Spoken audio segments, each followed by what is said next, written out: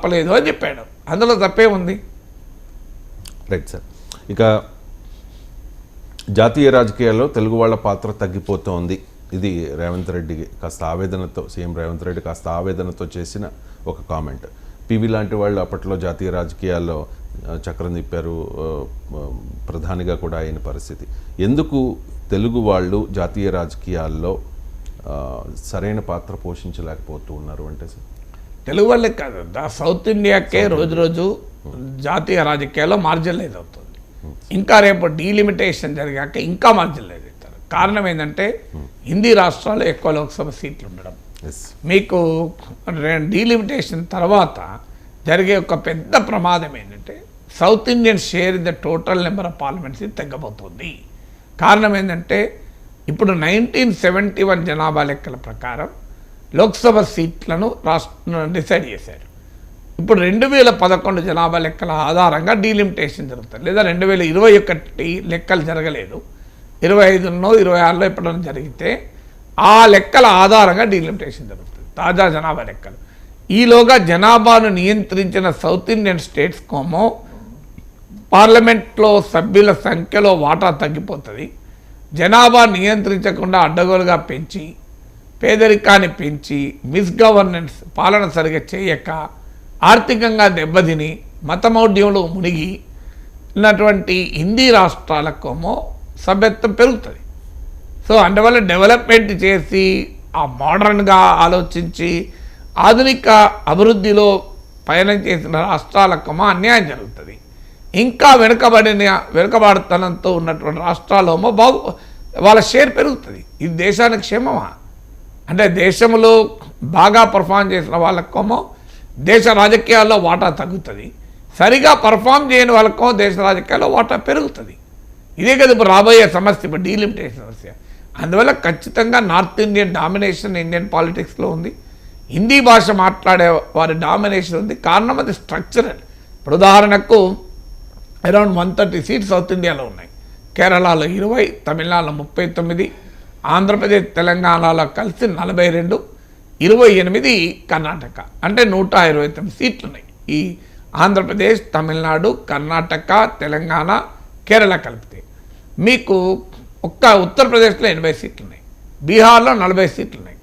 అంటే యూపీ, బీహార్ కలిపితే మొత్తం సౌత్ ఇండియాతో సమానం. సో ఈ స్ట్రక్చరల్ ఇంబ్యాలెన్స్ వల్ల సౌత్ ఇండియన్ స్టేట్స్ యొక్క ప్రాధాన్యత తగ్గుతూ వస్తుంది.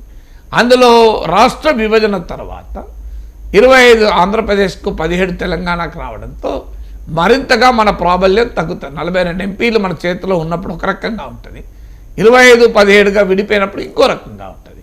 తర్వాత భారతీయ జనతా పార్టీ పెరగడం వల్ల సౌత్ ఇండియన్ స్టేట్స్కు, తెలుగు స్టేట్స్కి రిప్రజెంటేషన్ తగ్గింది. ఎందుకంటే బీజేపీకి బలం ఉన్నదల్లా నార్త్లో. నార్త్ అండ్ వెస్ట్రన్ ఇండియాలో బీజేపీకి బలం ఉంది, సదరన్ అండ్ ఈస్టర్న్ ఇండియాలో బీజేపీకి బలం లేదు. ఈస్ట్లో ఈ మధ్య పెరిగారు, సౌత్లో ఇప్పటికీ వీక్. ఎందుకంటే బీజేపీకి ఆంధ్రప్రదేశ్, తమిళనాడు, కేరళలో ఒక్క ఎంపీ రావడం, 2 ఎంపీలు రావడం కూడా సాధ్యం కాదు. తెలంగాణలో కాస్ట్ అంతా, కర్ణాటకలో మెయిన్. అందువల్ల సౌత్ ఇండియన్ లీడర్షిప్ కూడా మీకు బీజేపీలో జాతీయ నాయకత్వం వెంకయ్య నాయుడు ఒక్కరు ఎదిగారు. మీకు కొంతమందిని కావాలని తీసుకెళ్ళి అక్కడ కూర్చునబెట్టినా అల్టిమేట్గా లివర్స్ ఆఫ్ పవర్ మీకు హిందీ మాట్లాడే వాళ్ళలో ఉంటుంది. అందుకే మీరు భారతీయ జనతా పార్టీ మీటింగ్లలో కూడా అంతా హిందీలోనే మాట్లాడతారు. వాళ్ళు ప్రిన్సిపల్గా నమ్ముతారు హిందీని ఆధిపత్యం అని. ఎందుకంటే అమిత్ షా ఓపెన్గా చెప్పాడు కదా, భారతీయ ఆత్మ హిందీ, భారతదేశంలో అందరూ హిందీ నేర్చుకోవాలి అని. సో అందువల్ల by nature BJP pro Hindi, pro north India tilt ఆ పార్టీలో ఉంటుంది. ఎందుకంటే వాళ్ళకి నాయకత్వం అంతా అక్కడి నుంచే ఉంది. మీకు ఆ నాయకత్వం అంతా అక్కడి నుంచే ఉండే వరకు ఆటోమేటిక్గా ఆ లీడర్షిప్ డామినేషన్ ఉంటుంది. అడపాదడప వెంకయ్య నాయుడు లాంటి వాళ్ళు అప్పుడు ఇప్పుడు రావచ్చేమో, కానీ వాళ్ళు కూడా కీలక పాత్ర కాదు. పేరుకు పార్టీ అధ్యక్షుడు ఉండొచ్చు, కానీ అల్టిమేట్గా ఆయన భారత రాష్ట్రపతి కాలేకపోయాడు కదా. ఆయనకు అంత అనుభవం ఉన్న వైస్ ప్రెసిడెంట్ దగ్గర ఆగిపోయాడు కదా. సో అందువల్ల మీరు ఇప్పుడు సౌత్ ఇండియన్ మినిస్టర్స్ మీరు లెక్కలు తీయండి. ఆ రకం నిర్మలా సీతారామన్ సౌత్ ఇండియా నుంచి గెలిచి వచ్చిన నాయకుడు కాదు, ఆల్ ఇండియా లీడర్షిప్ పికప్ చేసుకున్న నాయకురాలే తప్ప సౌత్ ఇండియన్ కార్యక్షేత్రంలో ఎదిగి వచ్చిన నాయకురాలు కాదు కదా. అందువల్ల ఆ ఇంబ్యాలెన్స్ క్లియర్గా ఉంది. కాంగ్రెస్ పార్టీలో మీకు కొంత సౌత్ ఇండియన్కు ఆంధ్ర తెలుగు లీడర్షిప్కి అవకాశం ఉంది. పివి నరసింహారావు లాంటి వాళ్ళు, మీకు కాసు బ్రహ్మానంద రెడ్డి లాంటి వాళ్ళు, మీకు కామరాజు లాంటి వాళ్ళు, నిజలింగప్ప లాంటి వాళ్ళు. సో కాంగ్రెస్ స్కీమ్ ఆఫ్ థింగ్స్లో సౌత్ నుంచి చాలా ప్రామినెంట్ లీడర్స్ కూడా ఎమర్జ్ అయ్యారు. సో మీకు ఆ తర్వాత కాంగ్రెస్ ఇతర నేషనల్ ఫ్రంట్, యునైటెడ్ ఫ్రంట్ టైంలో కూడా ఎన్టీ రామారావు నేషనల్ ఫ్రంట్ చైర్మన్గా, యునైటెడ్ ఫ్రంట్ కన్వీనర్గా చంద్రబాబు నాయుడు వచ్చారు. ఎప్పుడైతే కాంగ్రెస్ డిక్లైన్ అయిందో తెలుగు రాజకీయ వారికి ఆ ప్రాధాన్యత కూడా తగ్గిపోయింది, జాతీయ రాజకీయాలు. దానికి తోడు తెలంగాణ, ఆంధ్రలో ప్రాంతీయ పార్టీల ఆవిర్భావం తర్వాత ఈ ప్రాంతీయ పార్టీలు కేంద్రంలో ఉన్న భారతీయ జనతా పార్టీతో ఏదో రకంగా సహకరించే ధోరణి. ఇప్పుడు మీకు అక్కడ టీడీపీ కానీ, ఇక్కడ వైసీపీ కానీ, ఆ మొదటి టర్మ్లో బీఆర్ఎస్ కానీ, వీటి వల్ల ఏమైందంటే జాతీయ నాయకత్వంని ఎదిరించి ప్రశ్నించిన ఎన్టీ రామారావు దేశంలో ప్రముఖ పాత్ర పోషించారు. లేదా విత్ ఇన్ ద కాంగ్రెస్ జాతీయ నాయకులుగా ఎదిగిన పివి నరసింహారావు, కామరాజ్, నిజలింగప్ప, కాసు బ్రహ్మానందరెడ్డి లాంటి వారు నాయకులయ్యారు.